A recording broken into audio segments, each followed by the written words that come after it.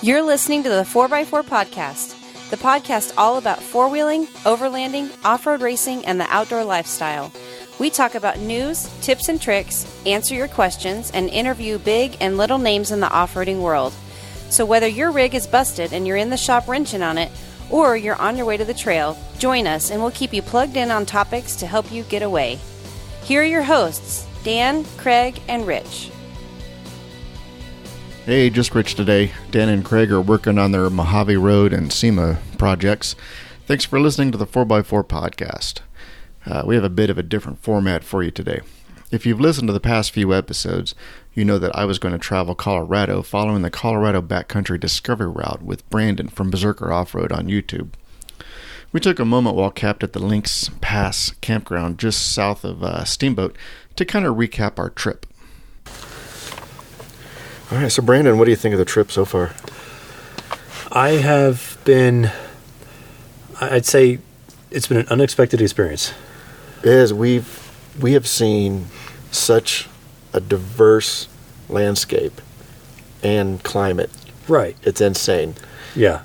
I was not expecting that. When we started this trip, I thought it was going to be all pine trees and mountain vistas, and that was it. I was not expecting the kind of desert scape we had outside of Buena Vista. Yeah. The ice and sleet we had today. Yeah. So we'll start with day one. Okay. You know, we arrived and we landed in just outside of Monarch. Right. And we camped there just for one night.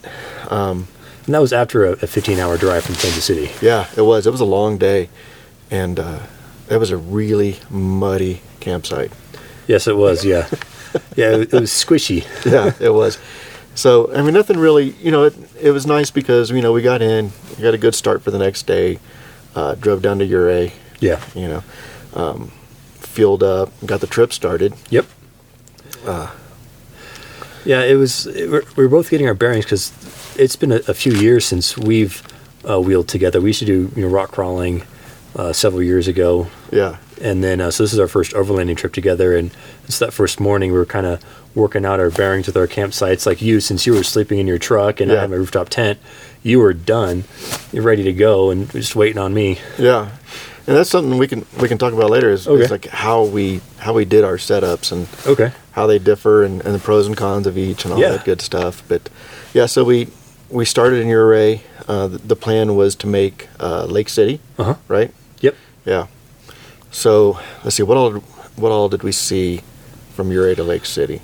Well, from Ouray, we took, what was that, Corkscrew and then Cinnamon Pass. Yeah.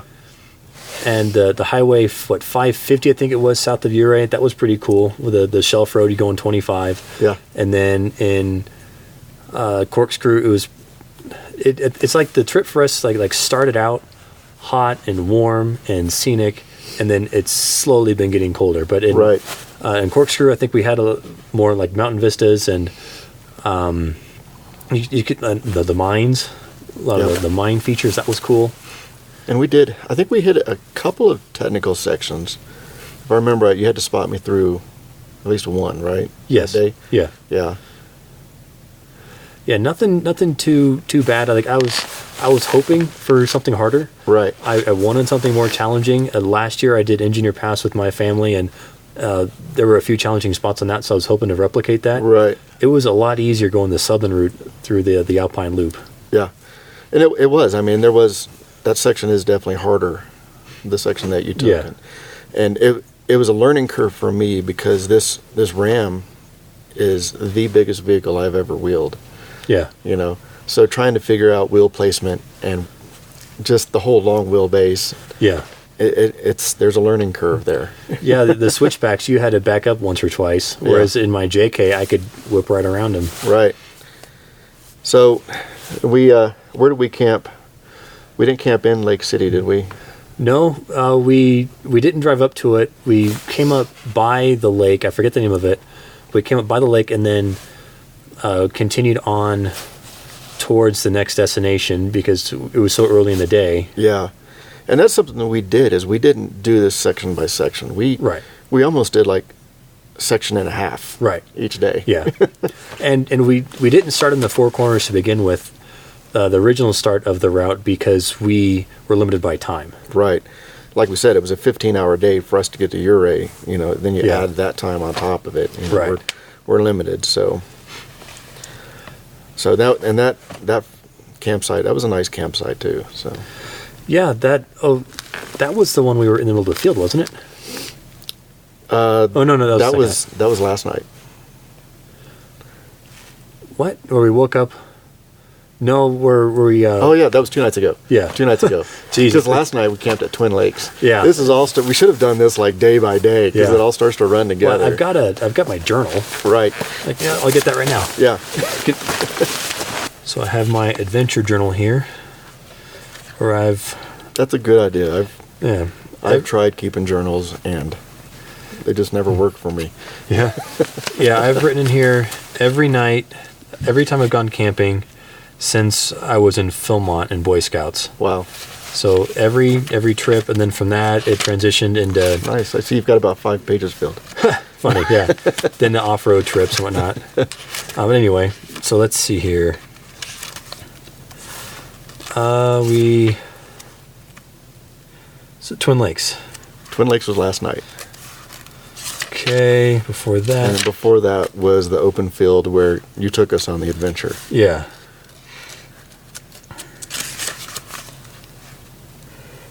I just have Gunnison National Forest. Yeah. Which Gunnison was gorgeous. Yeah. So we woke up from there and we headed to Buena Vista. Yep.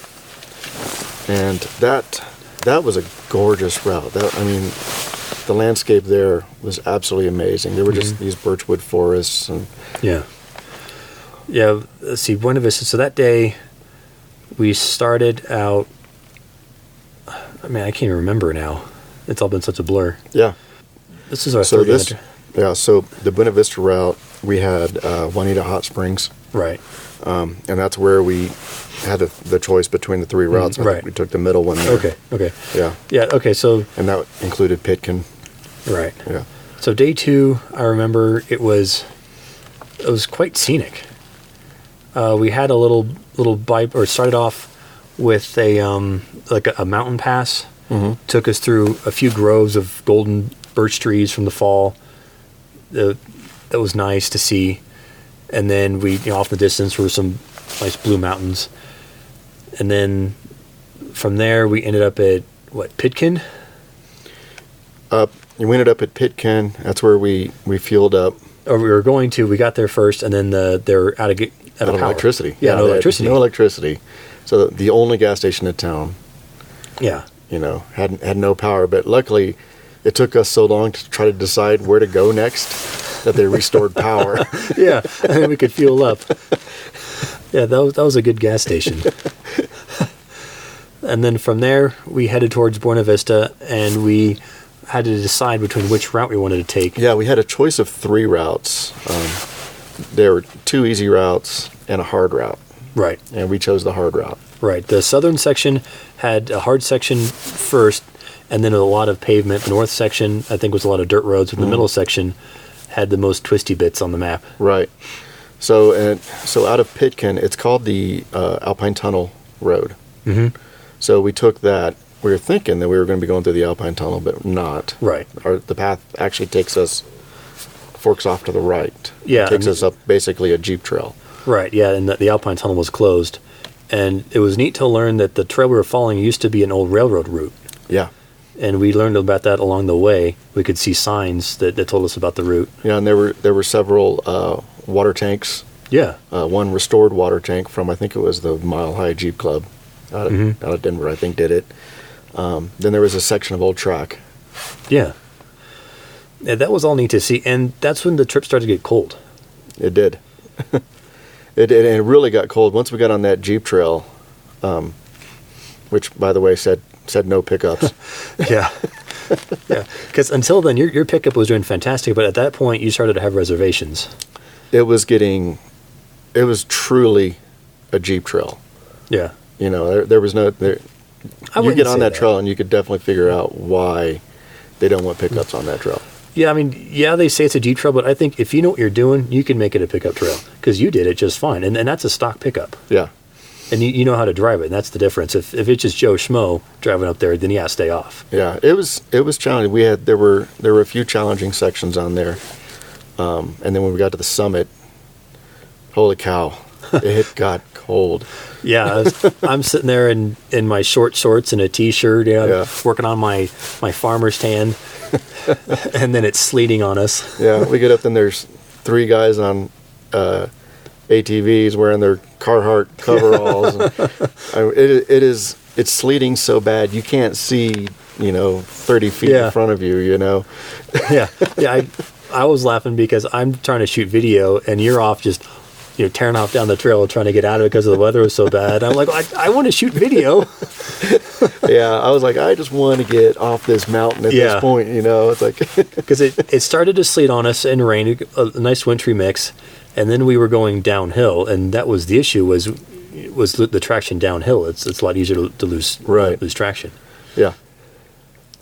And there were a few rocky bits. Like it started out kind of like a fine gravel, but then as we got towards the bottom of that mountain pass, I think it was called Hankook Pass, it turned into like a boulder field almost on the trail. It wasn't really easy to navigate. They're just big rocks, kind of like a Carnage Canyon at Kansas Rocks. Yeah.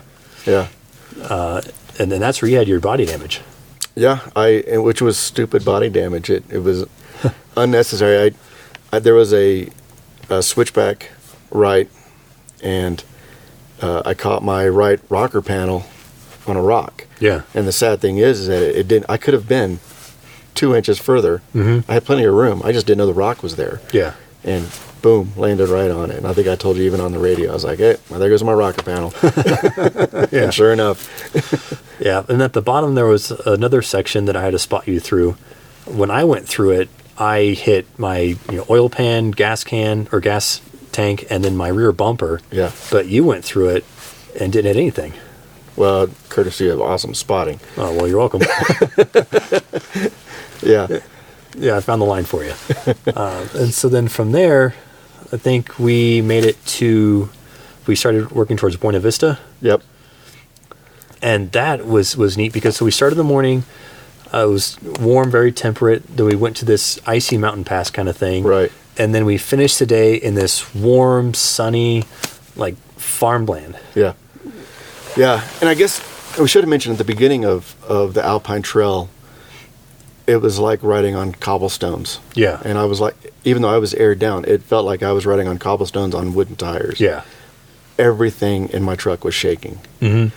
And then when we get to Buena Vista, that's when I discovered that I also had a headlight. My front. All right. My right headlight was, I could shake it. Yeah. Shake the whole housing when I popped the hood.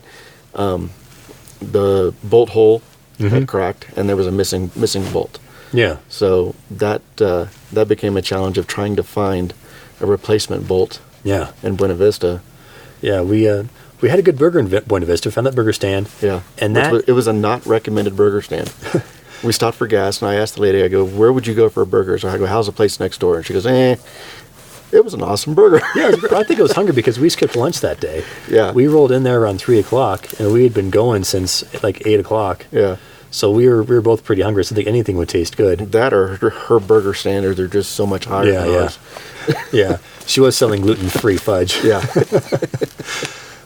But trying to find a place that had a bolt for your headlight, that ate up a lot of time. But between that and lunch, because we were hoping to get pretty far. Yeah.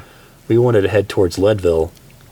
But then... Which we did. Yeah. We headed towards Leadville. We made it just south of Leadville to Twin Lakes. Well, first we were taking the route, and we got an hour in, and then we found a sign that said the trail was closed. And we got all the way back there, and it was closed. That's right. I forgot about it. Yeah. So you head out of Buena Vista, and you head into, it's basically an off-road vehicle area.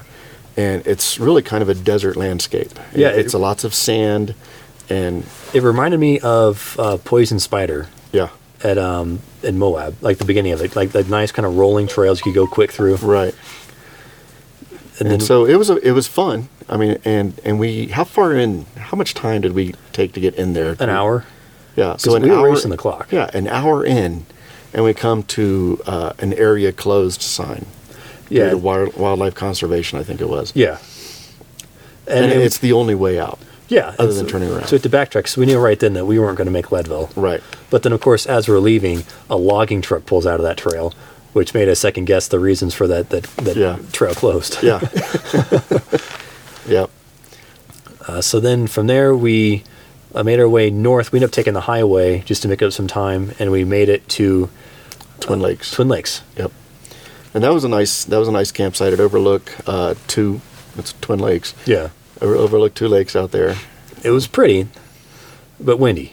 It was, well, I'll take your word for it. I didn't notice it. Yeah, you're sleeping in your truck. I'm on my rooftop tent. It felt like a subway going by when the wind would blow, shaking the tent. I'm up there and flapping loud. I woke up that morning and I go, it was a pretty nice night. Now, once the wind calmed down, and you're like, what are you talking about? Yeah, it picked up. I had 2-hour naps that night. Yeah. But it was cold too. I wasn't expecting to get that chilly because of the wind. Just sucked the heat out of you. Yeah. But it was a beautiful sunrise. When the sun came up, hit the mountains behind the lake, it just looked like everything was on fire from the sun. And then we left Twin Lakes. I headed up to Leadville because I was in desperate need of Wi-Fi.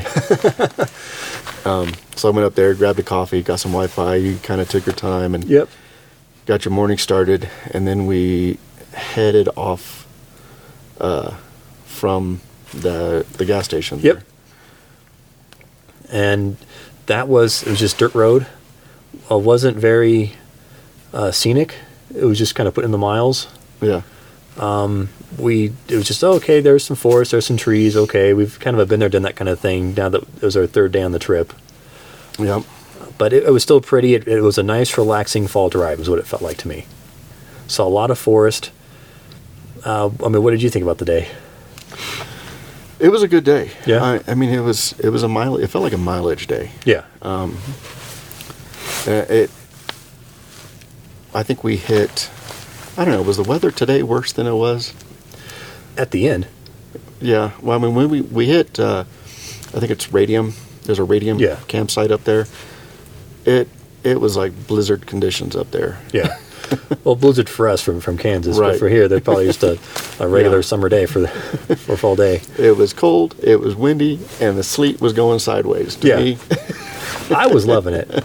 I was ecstatic because that's exactly what I wanted to see. I love bad weather when I'm on the trail. Yeah. And so seeing that, I was giddy. I think you were just gone trying to find the campsite. I kept stopping, setting up my cameras, but in hindsight, that was a poor practice because we weren't communicating as well. Yeah. Because I was out of the Jeep setting up a camera, and then I got in my Jeep. Wasn't until then I figured out that you were trying to cut down a tree or cut up a tree that had already fallen. Yeah, I came across a fallen tree. It was, 2 feet off the trail, so there was no way to go over it. I had to cut it down. Yeah. So luckily I brought a handsaw and had it down by the time you caught up with me. Yeah. So it was perfect timing on your part. But yeah. So.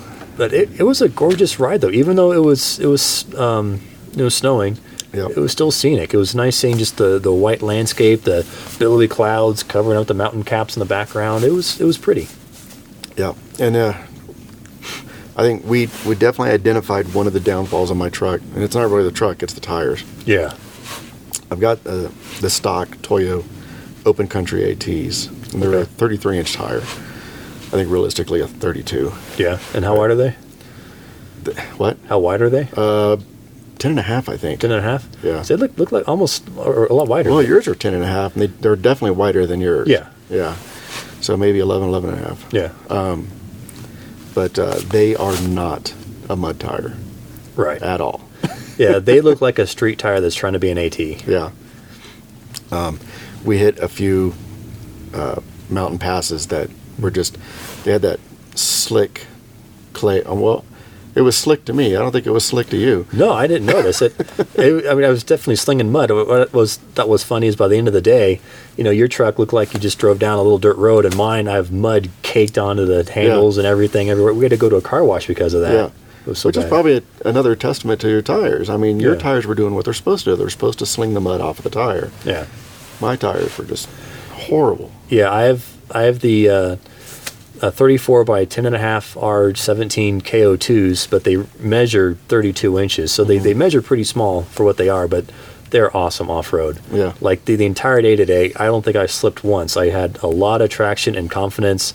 I could swerve in and out of ruts if I wanted to. I could stop. I was watching you kind of fishtail and work your way down the trail.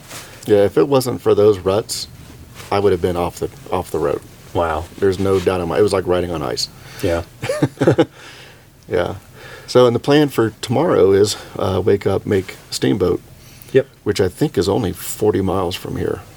So. Yeah, we made up a lot of ground today, and then tomorrow we're going to have a nice, hopefully scenic ride into Steamboat. Yeah. And make the trip last as long as we can. Yeah. I guess we should say we're camped in Lynx Pass campground right now. So, yeah, about 40 miles to Steamboat. So. Yeah. And I don't think there's anything, knock on wood, crazy tomorrow. So. Right. Yeah, I don't know. I've just been following you. I've got a map, but I've been following you. But, but at the same time, I don't really care what we find because I just want to find an adventure and have a good story to tell. At this point, I feel like we could wake up to 2 feet of snow at this point. So. Yeah. It wouldn't matter to you, though. I'm the one that has to put my tent away. Yeah. That's a good segue. Let's talk about our setups. Okay. All right. So, I'm driving a 2017 Ram Rebel. It's bone stock. Mm-hmm. The only thing I added was a receiver hitch, recovery mount. That's it, which got lost on the way. Yeah. So I've got an undercover Ridgelander tonneau cover on it. So I've got everything stored in there, and I'm about 5'9". So the Rebel or the 1500s have basically a fold flat rear floor. So with those seats up and that section folded down, I can almost sleep straight. Mm-hmm. I can kind of get in an angle. I can fit in there pretty well. So I'm sleeping inside my truck. Right. So. And then I've got a 2013 Rubicon JK Unlimited. It's with a rooftop tent sponsored to me by Free Spirit Recreation. It's an awesome tent from their Adventure series. I have a 2.5-inch metal cloak lift with the 34-inch KO2 tires. And really, it's just a moderate build. I didn't want to go too extreme because I knew it's just basically a family camper Jeep. Mm-hmm. So the build's mild, and I only change things if I have to on it.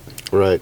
And I'm really impressed with that suspension, with that metal cloak suspension. Well, thank you. Just watching it work, and the speeds you're able to take the trails. I mean, it's a well thought out suspension. Well, and but a lot of that is, I've been driving a black 4-door JK for 10 years. Yeah. So I know how the vehicle handles and feels, and so I know how to anticipate it. So yes, the suspension does an amazing job, but also just after knowing how to drive that vehicle, you're very familiar with it. Yeah. So, yeah. But yeah, the suspension is awesome. It's well built. Yeah. So the pros, I'm out of the elements. My bed is pretty much always made. I wake, I get to the campsite. All I got to do is break up on my kitchen, cook my food, put my kitchen away, go to bed. Right. So my setup and teardown is, I don't know what, 10 minutes? Yeah. Yeah. It seems the entire trip you're always waiting on me. I mean, I think that started once we left Kansas City. Yeah. You were waiting on me. And from then, you were getting phenomenal mileage. You were getting, 18 to 20? Yeah. I was getting, it dropped to 14 by the time we got here with the wind resistance from the rooftop tent. And then I couldn't keep up with you on hill climbs because I was so loaded down. The weight capacity or the payload of my Jeep is 900 pounds, and I'm pretty much there. Right. And you have, I imagine, a lot of headroom left. Yeah, I've got plenty of room. Yeah. So yeah, you had better mileage. You've been a lot more comfortable on the trail, except for the cobblestone roads. Yeah. Well, I mean, the cobblestone road was the worst. Washboards, I had to take your word for it that we were on washboards roads because I didn't really notice them. Yeah. Yeah, you're just gliding along, and I'm. You can either go a little slow or you go really fast over them, and I can't go as fast as you can over them. But I think the biggest difference between the rigs comes in the technical sections. Yes, definitely. In fact, when we left Gypsum, we had an option to take a trail north, and we decided to go around that because it was going to be so muddy. I was ready to gung ho, but we didn't want your tires to get us bogged down. Yeah, and that would have we would have never made it to this point if we had taken that. Yeah. And we'd be camped in the snow right now. Right. Yeah.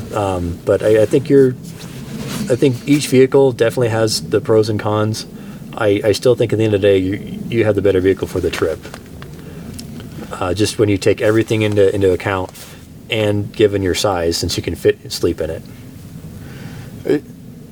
Yeah, I'm definitely comfortable. Yeah. But I'm jealous of yours. I mean, you've got an ARB fridge. You know, I've had to restock ice on this trip. You know, I'm worried about food spoiling. And you don't really have to worry about that. You know, you got a nice drawer set up. Everything's like when I went to go replace the headlight bolt. I asked you. I was like, I can't get to my tools. It's too hard to get to them. Yeah. I had them underneath the seat. Yeah.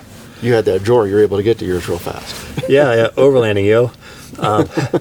That comes from years of packing the Jeep and getting tired of unloading and loading tubs and bags. And when I take my kids camping, they used to have their feet, up in the air, because I'd have on one kid underneath their feet would be my cover gear, and the other kid under their feet were all my tools. I remember those days. Yeah. Where everything's packed up so high you can't see out the rear window. And then you've got stuff, the kids' entertainment stuff. Yeah. There's stuff to keep them entertained between them. And then you've got other stuff at their feet. Yeah. Yeah. When I had trouble with my Colorado trip, I took my family to Colorado earlier this year, and I had trouble. I was just overpacked. And it was you that said, well, you don't have a storage problem, you have a gear problem. Then they made me realize, hey, I need to whittle down my gear and be more efficient with that. Yeah.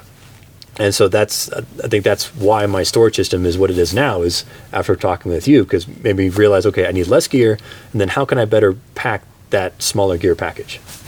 So I actually have you to thank for what I have now. Well, you're welcome. Yeah.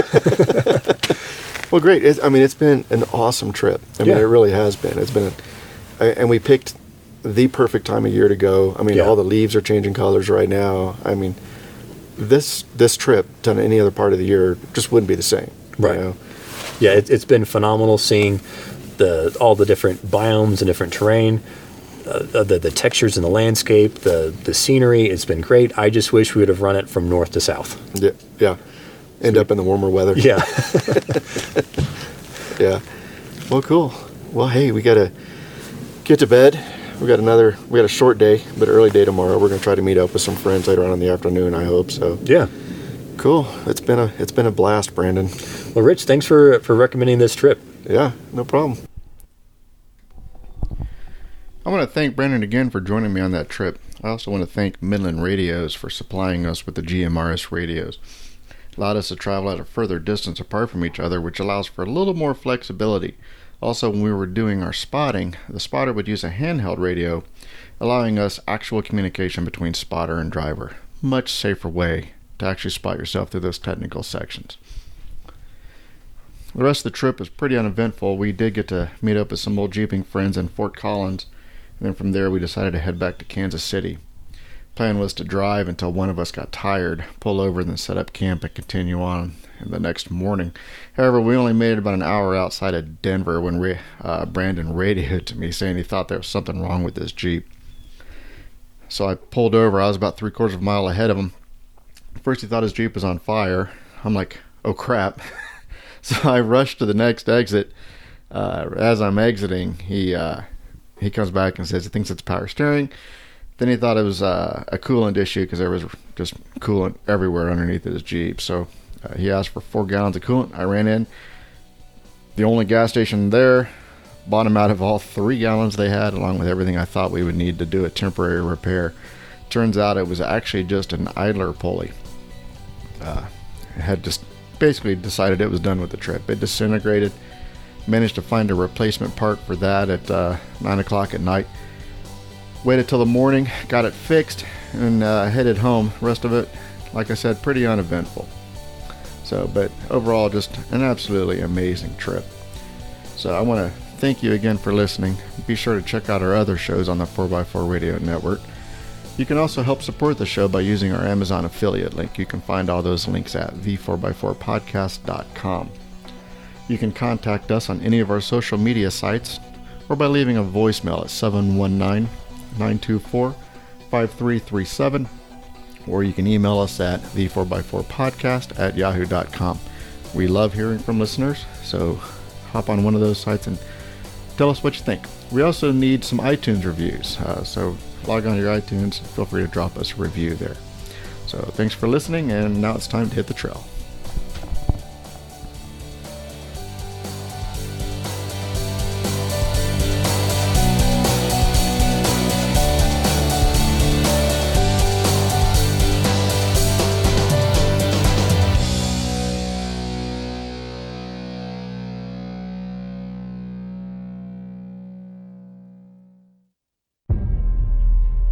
This winter, be prepared. The world is no longer as you remember it. We need that other 50% of the population. There is nowhere to hide. You know, you have the ability to use your communications device for something more than a flashlight, because that's what a cell phone is going to be when all the cell towers go down. You got trees that are 4 feet in diameter, and they got to get them off the trail. Vampires roam. Zombies attacked. Glass all over the ground and on the driver's seat. Oh, man. Even in the dark, there is still hope. Gorilla tape. Good versus evil. In order to make this happen, you guys have to go to xjtalkshow.com. 4x4 podcast. To save the world for the better. Coming soon this winter.